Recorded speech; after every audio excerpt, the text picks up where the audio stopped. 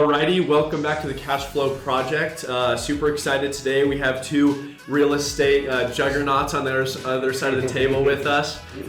John Simmons and Pres Montoya. Super excited to have you guys both on. Just whoever wants to take it, just introduce yourselves, a brief backstory, a little history. Take it Sounds away. great. My name is John Simmons. I'm the employing broker and co-founder owner of C3 Real Estate Solutions. We're founded here in Northern Colorado. First office was in Fort Collins. The second office was here in Greeley. Today we have 150 agents up and down the Front Range. We own numerous companies, from a property management company to mortgage, title, and anything you can think of as far as real estate. So farm and ranch, luxury, new construction, resale, affordable luxury. Pretty much we're here to serve the community and others. Yeah. And I'm Pres Montoya. I've been in business for over 35 years. I started out as a juvenile probation officer here in Greeley and landed up in the real estate business through someone that suggested maybe I get a license. During that time, I've been a partner in two different companies. They were both number one companies here in Greeley. The last one was Sears Real Estate. After Sears, I took some time as an independent agent, kind of slowed my business down, pursued some other options. The last few years, I mentored a young lady, Rohana Roma. I sold them a house. And to get to where we needed to get as far as business, I told her we need to take a look at a couple different offices and which one was best. I met John about 10 years ago. He comes from training from the group. I did a lot of work with Larry Kendall. Yeah. And it was a good time. So now my granddaughter's joining me in the business, and I'm their managing broker here at Greeley. Awesome. I'm already getting off script here. You said you went independent for a little bit. Just tell us about that process, going from like doing what you were doing with Sears, just how that whole process went. Yeah, it was a whole change because at that time I was working with a couple assistants and I was selling probably 50, 60 houses a year. When I decided to go back to my own business, then I just totally changed it. So I did a little bit more investment real estate, and also I pursued a couple other ideas in business. Yeah. A couple of them worked. I invested in real estate, kind of took care of that, took care of my family, and thought I was kind of cruising there for a while. Yeah. But stayed in the business. During that time frame, I was appointed by the governor to the Colorado Real Estate Commission. And so I kept my hands in that. I'm real involved in a lot of education things. Yeah. Kept my hands in that. So. Yeah, we'll definitely get further into that. I was reading up on all these like marketing materials you gave me, and it seems like you've done everything under the sun. So we'll get into that a little bit later. But John, for you, obviously you were the founder of C3, along with, I'm blanking on his name Jesse now. Lehner. Yes, in 2012. How do you and your company, as you've obviously been around for over a decade now, like handle shifts, changes in the market, and how do you continue to have an edge over your competition? No, those are great questions. I mean, one thing we know about real estate is it evolves daily, let alone quarterly and annually. And you always have to be in front of the inevitable. You always have to adapt. There's been cycles of real estate, and you simply have to shift gears, and I call it ride the wave. There's a wave of new construction. There's a wave of resale. There was a time here in Greeley where 92% of every transaction was what was considered a wholesale. It was a foreclosure or it was a short sale. Mm-hmm. So you had to master those type sales, right? Right now we're in this world where luxuries of high demand, acreage properties are high demand, as is new construction. It's all the training tools that we have, we receive, we give them to our agents. We're constantly changing the services and the guarantees that we give to either our builders, our investors, our sellers, our buyers. And it just depends on the market. Yeah. I mean, COVID threw a curveball at us, and how do we navigate through that, and what is proper protocol changing on a daily basis? You look at today and the commission rule changes. Buyers are confused, sellers are confused. What do I offer? Is it 6%, 5%, 3%? Who pays what? So there's a lot of confusion there. So we do work side by side with professionals across the industry, I would say across the globe, to implement the best practice. This is side by side with our attorneys, so that we could offer those customers, the best possible services that are out there. So yeah. Real estate's always changing, man, always evolving. You have to be in front of the inevitable. Yeah, sweet. For sure. Another one for you, obviously you've gone on and now there's like property management under that C3 wing. There's like some relocation aspect too. How do you go about all that, and how do you manage all of those kind of like subgroups of C3? No, great question. And I'll roll back a little bit, give you a little bit about the history. We started December 12th, 2012. And, at first we just had C3 real estate. We wanted a nice little catchy logo and then real estate next to it. But we added solutions because we're just here to serve. That's it. We had incredible training, kind of what Press said, under the leadership of Larry Kendall, the Ninja philosophy, the Ninja way. Ultimately, we decided, man, we're here to take care of anybody who needs help with anything real estate, and hence why we added solutions to the name. Yeah. If somebody walks in and they have damage credit, they have no credit, but they still need a rooftop, we're here to serve them. Hence, we started property management. Yeah. None of this is really possible. I mean, we're more or less the visionaries, I guess, but the people that we have allowed us the ability to grow strategically, right, properly, ultimately to better serve the client. Press runs the Greeley office. I mean, Press has much more experience than I do in the real estate world. Hence, he runs that office. All the leaders that we have, all the staff members that we have allowed Jesse and I the ability to grow the company. Yeah. The mortgage, title, property management, commercial luxury, farm and ranch, it's all under the C3 umbrella. Yeah. I have an incredible wife who supports me, an incredible, I would say, a team that surrounds us that makes this all possible. Yeah. You're talking about like C3 being the solution for people and not just like some other agency. Prez, you did a lot in the education world with, like, I saw like Jobs of Hope, and now is it Homes of Hope or Houses of Hope, one of the two? It's called the Rick Hartman House of Hope. Okay. Yeah. So you're just always, you're community driven. So what drew you to C3? Obviously, like John was hinting at, the solution, and not just like being a helper for everybody. But yeah, what drew you to C3? Well, the quality of the company, I mean, their marketing materials and everything, as you can see right there, it was a first class system, technology, that whole bit. Put all that so you can provide an agent, you can provide us with all the tools. I mean, all I had to do is say, hey, this is who I am, and it's done. The other side of it, though, is we built companies that were community oriented. So this is about veterans. This is about family. When I met John, he says, we talk about the 5S: family, fun, fitness, finances, and fun, whatever. And so those are it. So it's family, fun, fitness, our faith. We are very community oriented. So it just fit right in what I'm doing. Yeah. And it's a beautiful thing. Recently, they started a C3 nonprofit, C3 Cares. Okay. So we just did a fundraiser, little cornhole tournament, just to raise money, putting that money together. I think they raised $7,000 one Saturday afternoon. Arissa was one of the players. Yeah. And that's what the company's about. It's about family. It's not about just, hey, we got to go make some money. Yeah. It's about how do we take care of family? How do we take care of clients? Can I piggyback on that a Yeah, little bit? absolutely. I'll just mention the 3 C's that we currently have, right? Because everybody says, well, what are the 3 C's? And they're character, culture, and commitment. I mean, it's a big part of who our company is. Just what Press said, we're very community driven. Frequently, our accountant always tells us we're 350, 400% over national average when it comes to donations and contributions, to nonprofits. Even though I live in Windsor, I've been deeply involved with the Greeley Chamber since my days in the restaurant, so I opened up Johnny Carino's, here in town. Okay. Later, I was part of the From the Ground Up campaign. So chamber members, anybody that's been here in Greeley for a while, they'll remember that. Kind of 2007, 2008, just emphasizing what are all the positives that Greeley has to offer, which was opportunity, recreation, outdoors, university, shopping, a lot of those factors. Yeah. So I think that's how we met, is just, as a principal, as an owner, as a top producer, was just being involved in this community and then our surrounding communities. But even today, when somebody says, hey, can you donate to this? Can you donate to that? It's really hard for us to say no. Yeah.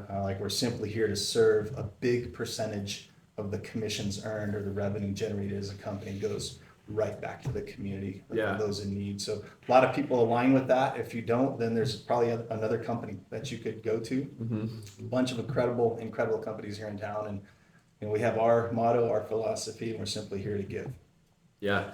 Definitely like some clear values there with now being kind of running for 12 years, having all sorts of branches under C3, up to 150 agents now. How do you hold those values true? Like how do you still instill those values in all the people that you hire on?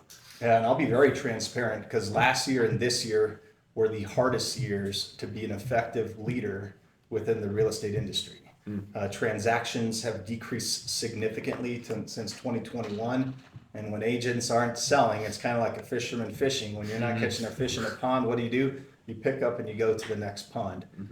Thankfully, the value proposition for the agents that are here, our value proposition is just greater than the other companies that are out there. It starts with leadership. And we have the most seasoned, experienced, and passionate managing brokers on the planet. So they're there to serve the agents. The agents are there to serve the clients. Press has been around for 40 years. Susan Orth's one of our managers. She was the employing broker at a larger firm for many years, a non-compete managing broker for 23 years. She's with us. Chris Allard is a very well-known name. Senator Allard, Senator Wayne Allard was her father. She's one of our leaders.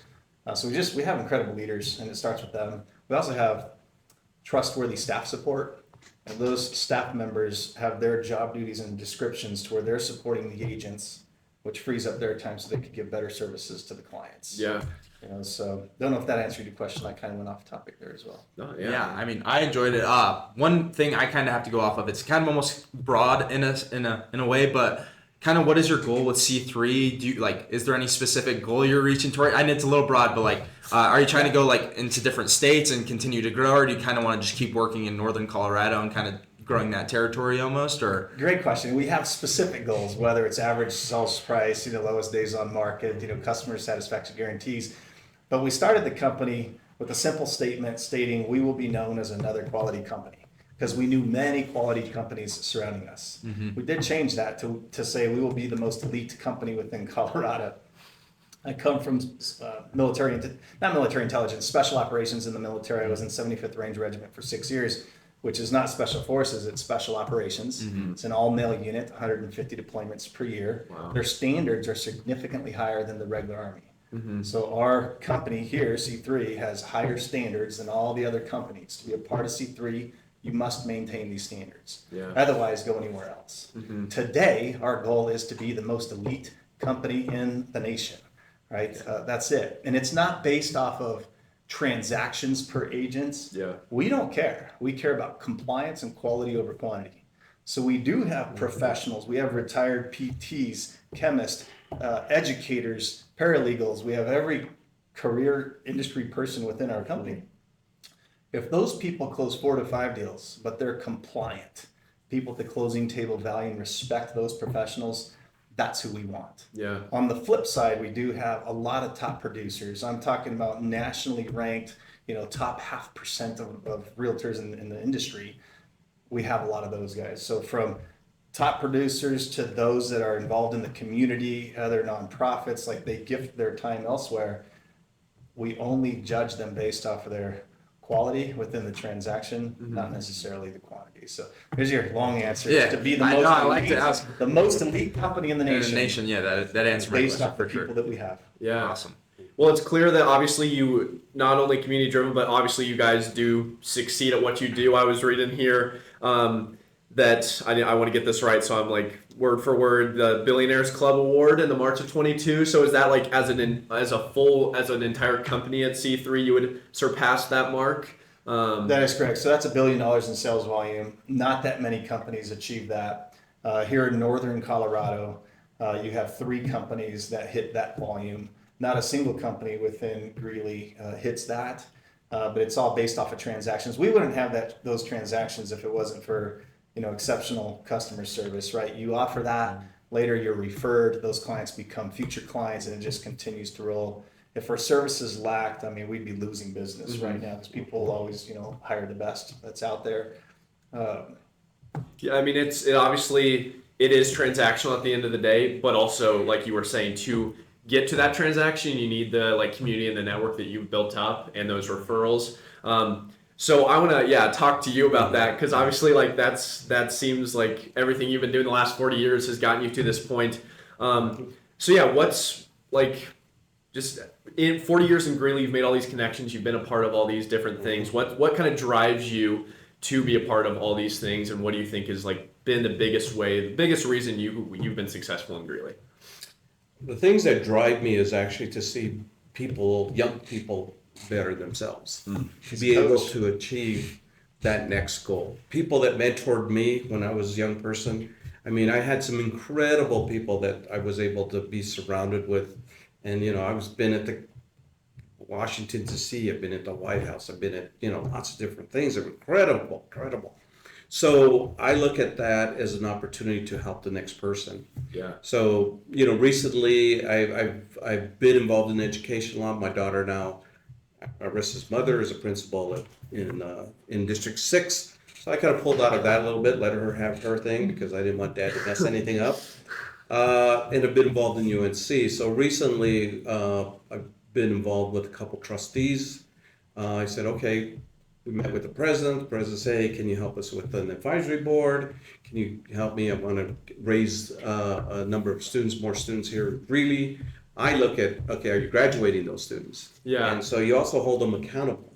So we're putting that together right now. And that all fits in because I then have sold plenty of houses to different real estate professors and people that want to come in. Because when they come in to look at UNC, they want to know, the job is all right, but they want to know, can we live in this community? Can we be in Northern Colorado? Can we afford Northern Colorado? Mm-hmm. What is the community like? What's the school district like? I give them the answers. Yeah. And selfishly, I want good people here in Greeley. I want good neighbors. Yeah. So I have the opportunity to pick my neighbors. Yeah. Now you're saying more of just like that coaching philosophy, wanting to see younger people like grow up and be successful. You started a program at UNC. I don't want to butcher the name. What's that? It's called Cumbres. Okay. Yeah. I definitely would have butchered that. Yeah, I wouldn't have named it that either. Yeah. I guess it's peaks in Spanish. It's our Spanish. Yeah. Okay. And it was a program, and really it came after the idea of Deming. I don't know the Deming management theory. So Deming was back in the 80s, or he was in the World War II. The United States kind of turned him down. Japan picked up his management methods. And so when I was at Sears Real Estate, my friend, my broker, confidant, Joe Wisnan, we were talking about once I finished the school, as a school board member, trying to keep kids in school. Deming would talk about the end product. And so you can work on the product and you have your product, but then work on the management so that you can build that management team to be able to work with these realtors that are going to make a lot more product. So we said, okay, Cumbres is about let's recruit people that are going to be change agents, not teachers only. We call them change agents. Yeah. So instead of affecting 1 or 2, 3 kids, they've got 30 kids at a time. So we graduated 300 plus. The program's still going. They use that they become a Hispanic Servant Institute. I was reading what they did, and Cumbres is in there 20 some years later. Yeah, I mean, it sounds like it's been super successful, like almost 100% rate of them, like those people getting to graduation and going out and doing great things. So that's awesome. Do you want to? I mean, I got some like kind of more fun questions, I guess. Being a young person myself, as you describe it, I'm struggling with the thought or the concept of being able to buy a house within the next couple of years. Sure. So I just want to know if you guys have any advice for someone around our age that's looking to hopefully within the next couple of years be able to purchase. I'll take this one because I would say yes. Set up a time to talk to Preston. Yeah. This is one of Northern Colorado's. I think it's the only grandpa-granddaughter team serving people in Northern Colorado. I don't know of another one. We have many parents with their children. Yeah. We have brothers and sisters serving together, all with their licenses. But I think this is the first, grandpa and granddaughter team. Best advice: plug yourself up with any good and experienced realtor. They'll give you an outline and tell you what to do. On top of that, you meet with a local lender, and they'll give you an outline as to what to do. Simply stated, it's protect your credit, save your pennies, right? Coming up with the money should be easy. Whether you co-sign with the closest of friend, you co-sign with a family member, But I always say, if you don't find a way to buy a house and you want to rent the rest of your life, great. Let's get in my car, go pick your house, I'll buy it, and you can pay for my retirement. How's that? But no, you really need a seasoned and experienced local, whether it's realtor, I would say press, and then a local lender, and they'll guide you. They offer first-time homebuyer seminars, but there's something that's affordable that's out there for you. In our area, rental rates are very high, so you are throwing money away. What can you do to get secondary income or to get a cosigner so you could buy what I call a stepping stone being young? Don't buy the big house, don't over leverage, live within your means, buy something based off of one income, not two, right? Eventually you turn that into a rental property. Most realtors are going to tell you, great, I'll sell it for you and then you can buy something else. That's the only way they get a commission, right? The good advice is to say, hold on to it. You're too young to sell it. Let's find a way to buy the next property. Then you rent that out. Move into the next one. Then you rent that out. Eventually you have 5, 6, 7 properties within a 10-year period. You're set for life. Yeah, that's something I've kind of thought about too. Another thing is how I kind of mentioned before, I'm maybe a little interested in real estate. Maybe someone else who's listening. What's some key steps you'd say into getting into the real estate market, whether that be under property management or being a realtor, from like a college age or even sometimes even high schoolers? I think the first thing is to actually go talk to realtors. You said that Sarah's a family friend. I've talked, Jennifer's over here from university, high school, I've talked to others. Explore it. The real estate business is huge. It's not just about selling real estate. It's about working in a title company. It's about working for a mortgage lender. It's about working for the county in the assessor's office. There's lots and lots of different jobs. And that's one of the things that I look back when I started. I had a career for about 5 or 6 years. I had contacts. So when I went into the business, I went back to those contacts that I had, and they became my clients. So I had lawyers from the courthouse. I had a good little set of clients, caseworkers. So you want to build that up, but you need to get a mentor within the real estate business. I think Arissa, as we reprocessed, I was a little surprised. I mean, she says, I want to get in the real estate business. I'm like, well, what am I going to do? And so as we go through this, it's been an interesting process. So we just are hopefully completing. I sold a house to a person I know. I knew his mother is a retired professor here at UNC. And now his daughter wanted to start looking at a house, and now Arissa hopefully will be writing the contract for her tomorrow. And what you explained, she's 27 years old. She's been saving her money. She's got a good income. She's got a good credit score. That credit score right there is probably over 700 plus right now, just because she had her uncle mentor her in how to build that up. So you constantly build that up, but you got to make that a goal, because if you don't, you'll be paying $700 for a car payment, and that's not going to work. Yeah, I agree. Mentors are definitely a commonality. I feel like when I'm talking to anybody in any type of business, it just seems like that's one of the top keys that we tend to get. So I think that's very good that we touched on that for sure. And I would add to that, if you're interested in a career in real estate, walk into any local and reputable real estate company, ask to speak to the managing broker, and just ask them, what's a day like in the life of a realtor? Because it might not be what a young person getting into the industry thinks it is. Definitely. It's an administrative job. It's a people person job. Yeah. Right? You think of being a law enforcement officer and you think of bad boys, right? It's not all guns a-blazing. Yeah. It's nothing but paperwork. It's 80-90% administrative. So if you're not used to being behind a desk, typing up contracts, reading legal docs and HOA docs, it's not for you. Now, once you explore the tasks of being a realtor, you could dive in a little bit deeper. We could easily tease somebody up for success, telling them, make sure you do this, this, this, and this. Then you'll be a successful realtor. Because if you just jump right in, you're not going to make it. It's way too competitive. It is costly, much more than what people assume.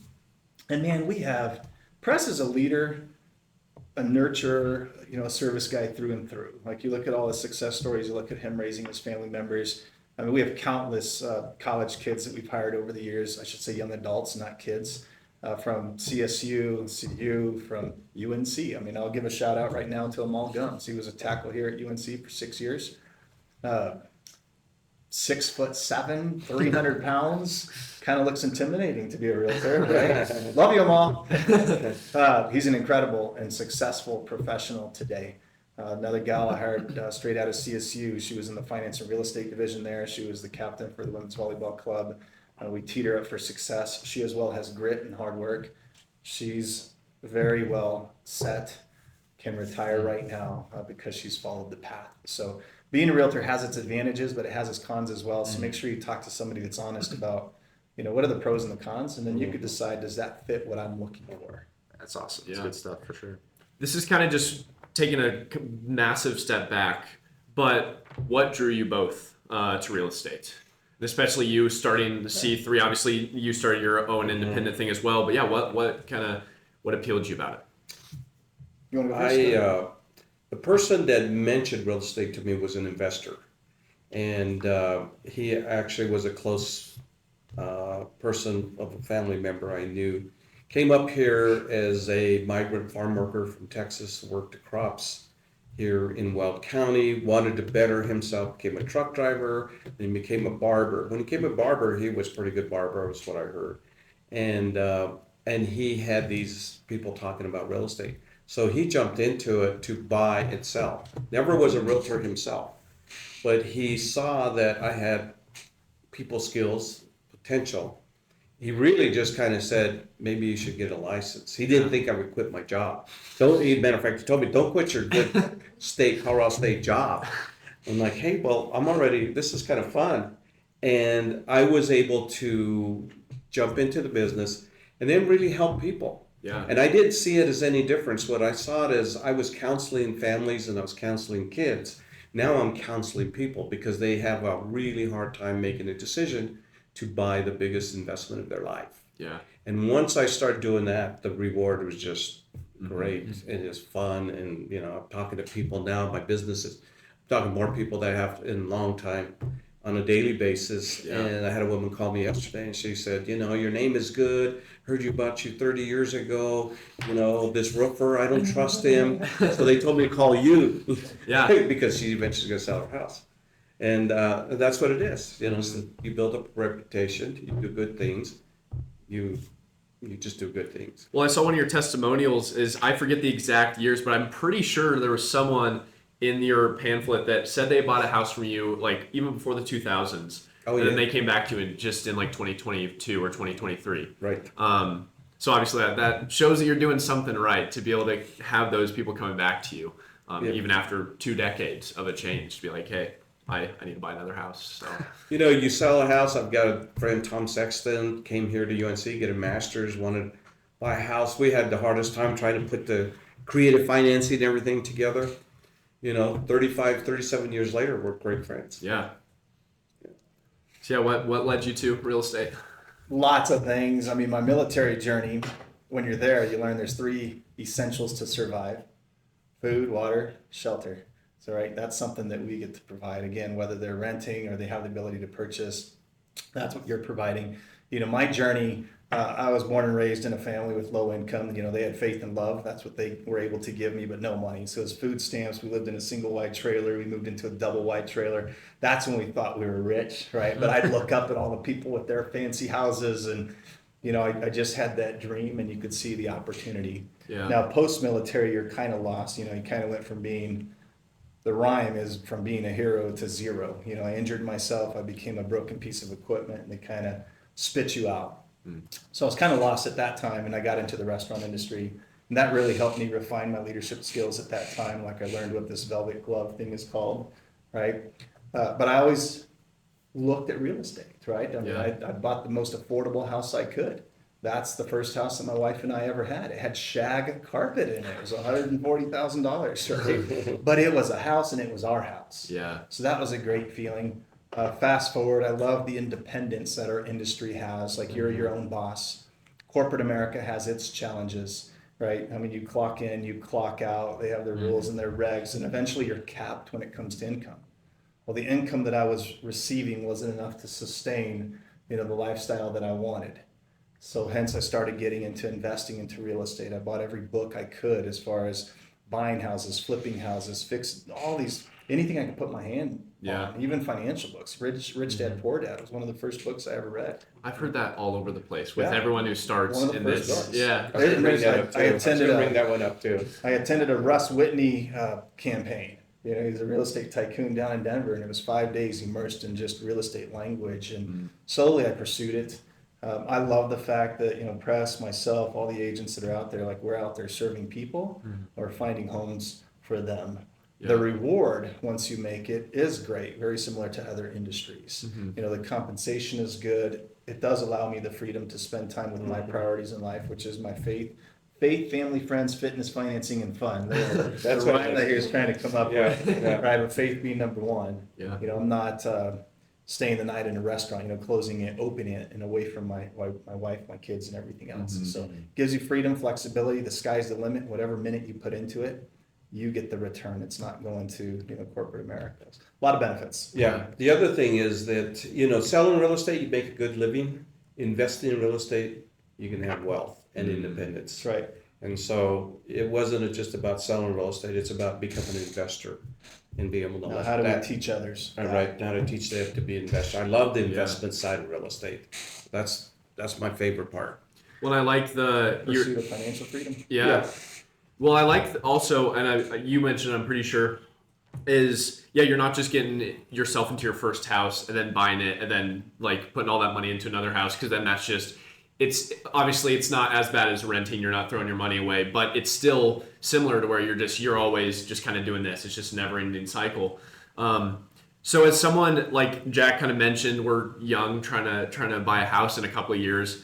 What's like your number one kind of, what would be the strategy if you're not only looking at that first house, but also looking at that second house and like really lining yourself up for your future? You know, we're working with a client right now, and she's going to buy a small 2-bedroom condo, and we're counseling her. Right now, new construction, they're giving her a $22,000 concession. And she is looking at that as an investment. She, right off the bat, I was kind of surprised with her. She wanted to buy a house, maybe let her dad and sister live upstairs, and she would have her own basement. Now she wants her own place. So what we're talking to her right now, this is the stepping stone. You know, she brought dad in. He goes, man, this thing is tiny. It's the lowest price on the market. This is, when you're ready to rent it, you'll be able to get a good rent. People want to live here. And then we go for the next property. Yeah. So you got to start with that, especially in this kind of market in Colorado. You got to start with that stepping stone. How do I get into that first house? And not only you as a first-time home buyer, like I had a first-time investor, and I'll share this story since I'm here in Greeley right now. But gentleman working for corporate America, he had money to invest. He saw that Greeley was one of the best places to invest at the time, and I helped him purchase a little investment property in Fars subdivision just south of here. 6 months later, helped him buy another property, right? Gave him books to read. He started reading those. Within 3 years, he had a portfolio of 25 properties. Oh, wow. He partnered with other members within his firm to come up with the down payment needed to buy another property. He called his dad, said, Dad, this is what I'm doing. Do you want to go 50s with me? You could have fractional ownership. Dad did that, right? Eventually, I sold most of his properties here. By now he has, he had apartment complexes and fourplexes, eightplexes, a lot of residential detached homes as well. But the gentleman is much younger than I, but he saw the opportunity. His niche was leasing to UNC female athletes. Those female athletes, as they would graduate and move on, would get the next athlete to come and assume the lease. Yeah. So he never had vacancies. But he took the leap of faith to say, you know what, I'm going to do this. And because of this, he was able to get out of the rat race. Yeah. Those first-time home buyers, it's a little scary. What should be scary is the fact that you're throwing $1,000, $2,000 away to somebody you don't know. Yeah. Right? Sure. No, put that into a small property. Get a couple roommates. Yeah. Right, and they'll help you with that mortgage payment. Like the biggest thing is getting with somebody who's experienced and finding a way. Lay down the path. Tell me what to do, but then you have to do it. You have to follow it. One of our agents, Erin, that we're going to be seeing, we were talking, and she said that her son and had another friend, and they bought the house together. So you two guys get together, you three, buy you a 3-bedroom condo, share it, bam, equity starts building up. You move into. We just listed a house today, $369,000, Hilton Park, 3 beds, 3 baths, 2-car garage, newer construction. Like under $400,000, you can't find that. Yeah. Right? But one person should buy it and then find two friends to rent it. Like, Yeah. but the most affordable deal that's out there, or get the best deal that's on the market. Right. That's what you want. Mm-hmm. If you now this is kind of pessimistic, but if you can't do that, like say you just are not in the place, like do you rent, or do you just say no, I'm just going to chill with my parents for a little while longer? Like what's the step if you haven't gotten to that point financially where you can't even do like something where you're getting a place for 340 grand, 400 grand and sharing with some people? Yeah, that's the outline that the lender and the realtor give you. If you have damage credit or you have no credit, they're going to say, hey, do this, this, and this. Oftentimes, the buyers, the borrowers, right, they're called the same thing, they'll do what they're not supposed to do, and in essence, it affects their credit, Yeah. right? So you have to listen to the lender and follow those steps. You know, if you don't have a down payment, well, that's when we're brainstorming. Do you have a lifeline? Do you have uncles? Can you get gifted funds? I mean, there's so many loan products that are out there that are all specific to the buyer, to the borrower. Yeah. You know, so meeting with that lender, knowing what your debt to income ratios are, knowing what your credit score is, right? Your down payment, any down payment assistance, they're going to find something for you. Yeah. There are some creative investors that are out there, right? You have VA, which is 100% financing. FHA is a minimum of 3.5% down payment.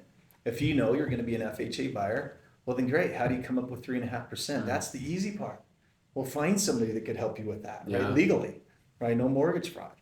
And the realtor as well is going to tell you what to do and just break it down into steps. The goal should be whether they have damage credit, or no down payment. It's, hey, if you do this within the next year, we should be able to buy a property, you know, Yeah. June of 2025. At least you have a target date in front of you now. Yeah, but you got to seek that support. You can't just sit back and be like, okay, now I'm going to buy something that's $500,000 not for the You next. could probably Google advice. What do I need to do to buy a house, right? But I always say grab a local professional. You're going to need them. Yeah. Their advice to you is free. They don't get paid until you buy something, right? So it's the lender's job to qualify you. It's the buyer's agent's job to get you to that point as well. Yeah. Sweet. I got another fun question for either You're of you. saying mine aren't fun? No, it's just another fun one. But so I know it varies house to house or property to property. What's something like say I hypothetically get a small single family home or something that's my first home. What's the number one thing that has the best like return on investment? I guess if I'm gonna like fix something, like whether it be the carpet or painting, like what's something that boosts the value of a property the most? I know it that obviously varies. Yeah, loaded but question. I don't know if You they're- have attached units that are incredible investment opportunities. You have residential detached, which incredible investment opportunities. You have every single price point that's out there. Now, if you have the financial ability to increase your purchase price, anything with 3+ beds, 2+ baths, 2+ car garage will retain its value even in a saturated market. So in a saturated market, buyers get like high inventory of real estate. Buyers get more specific. Yeah. Gotcha. Keeping in mind that I own, commercial properties, Greeley, Evans, attached units, condos, townhouses, residential detached, and they all have their benefits. So if the only thing that's out there is a 2-bed, 1-bath home, it's probably a great investment. 2-bed, 1-bath condo, townhouse, great investment. If you can't afford that and you're looking for, and you don't want roommates, you don't like people, Exactly. well, get a 1-bed, 1-bath. Like, Yeah. you can get a 1-bed, 1-bath, no car, 1-bed, 1-bath with a 1-car garage, right? But as far as retaining that value, your question, 3+ beds, 2+ baths, 2+ car garages is a solid, safe investment. Okay. Yeah. We're kind of getting near the end, so I want to just wrap up with a couple of questions. First thing, your first sale, both you guys. Describe that. Wow. So You're asking him to go back 40 years. I don't know if you can think back. Yeah, I know. Like, I do remember writing a contract. It was an FHA. They called it 245. You probably never heard of that. Nope. Yeah. And I had no clue how to write it. I had a broker that took me, and what she did is she held my hand and she said, "You contact the clients and I'll walk you through the process." And I had the trust of the client, and they liked me. They found a house. And in those days, there was multiple copies. You got a pen, and you had to write through those copies. Yeah. Or you went and got a regular typewriter and typed it all up. And so I started filling as much as I can on the top of a car. You hear that back in the day.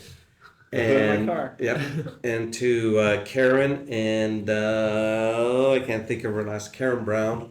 She's now married, and that was my first contract. Wow. Yeah, Yeah, I've closed over 1,000 properties in Greeley. yeah. My first property sale was on Holly Street in Milliken, which was January of 2006. And the seller was one of my chefs at Johnny Carino. Shout out to Araceli, who ended up moving to California. But when she knew I was getting my license, she reached out and said, "Hey, I want you," because she knew my work ethic. She trusted me, even though I was new in real estate. She trusted me. And my second sale ever was on Falls Creek in Loveland. It's funny, man, because I've sold a couple thousand houses, and I could still remember the people and the addresses. Wow. And Fall Street was a for sale by owner. When you get a license, you learn where business comes from. So your first year, it's important to do all the activities that could lead to a transaction, right? The person who hustles the more, who networks the more, that's the one that gets the business. So, man, that's memory lane, Holly Street in the town of Milliken. Yeah. Something that propelled me as well, though, is the first house that my wife and I bought. That was an incredible feel good. My parents never owned real estate, right? They always leased, rented. My dad was a pastor for many years. He was a missionary, so he'd stay in the church parsonage. But I was able to help my parents. I co-signed for my parents. I bought my parents their first house ever. And when I called my mom on the day of closing, because I signed remotely, I said, "Mom, how you doing? How you feeling?" And my mom's crying. And I'm a tough Ranger Special Forces guy, but she made me cry. And I said, "How you feeling?" And she says, "I'm standing in my own living room." Right, so that's the feeling that you get to help people with or accomplish when you get to purchase your own house, which is just an incredible feeling, man. So helping out Araceli was incredible. Helping my parents, it's just a fun industry to be in.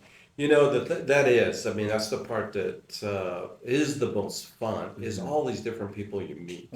I mean, today I was out on East Greeley. There was a motel that's all shut down. These kids didn't even know their family member they inherited.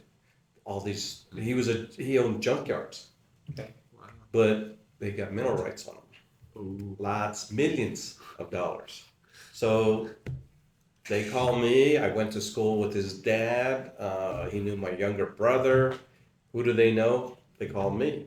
And so now I'm starting to put it together. Wow. She comes along, said, "This is crazy." And then, I'm dealing with the House of Hope today. And my HVAC person does some work for me, and then I go show him a possible flip on the house. But you meet incredible person, and I guess I'm a storyteller. I have to tell this one time. I was out selling a pastor from a Presbyterian church, and they have this big, they call Senate or something, and they have this big meeting. I remember in Milliken, all the regional people. So I'm over there presenting on a Saturday morning. This is the property he wants to buy. Has to get your approval. And I went and showed some houses. And then in the afternoon, I'm at a motel in Eaton. This truck driver comes over there. He looked like Santa Claus. His thing was Santa Claus. It's a friend of a friend, and we were talking about buying that motel. All in the same day. I'm like, real estate, press is an example of real estate done right? Like, it's not for press's personal gain or self-interest. Like, he's always there for his people. That's what we preach. The reward is the income, and if done right, it's appreciated, by your clients. They're begging press to help them out. Yeah. fun. Last question. One piece of advice for us as college students about to start our careers. If you could you can do one or two if it's too hard to narrow it down, but what's a piece of advice for us? Protect your credit, save your money, find a way to buy property, find a way to invest in property. I'd say the same thing. Connect with people. Constant connect. I'm telling her, everybody you run into, all the high school people you have, all those things. If you're going to be in sales, write them down. When I went into the business, the broker I had, back then we had phone books. She said, get a phone book out and go through it. I went through that phone book and I picked, I don't care if I hadn't seen that people in 20 years. I wrote their name down and I sent them a letter. Wow. Send them a letter. Send them a letter. Yeah. But it's people oriented, Mhm. no matter what you're gonna do. So I don't care where you are in this building, you connect. Everything in the world in any industries Right. through relationships Yeah. like that should be of utmost importance. Right. Sincere relationships. Right. Yeah. Sweet. Well, I think that's a great note to end on. Yeah, really appreciate your guys' time. A lot of really valuable things you guys had to say. I'll definitely be watching this back a couple times to pinpoint some of those tips. But really fortunate to have these two guys on. But we are gonna just keep rolling, keep getting more guests on, and keep networking, connecting with people. Absolutely. So yeah, you guys can stay tuned for everything that we have to come. But yeah, John, Press, thank you so much. Thank you. Reach out anytime. Go Bears. Awesome. Go Bears.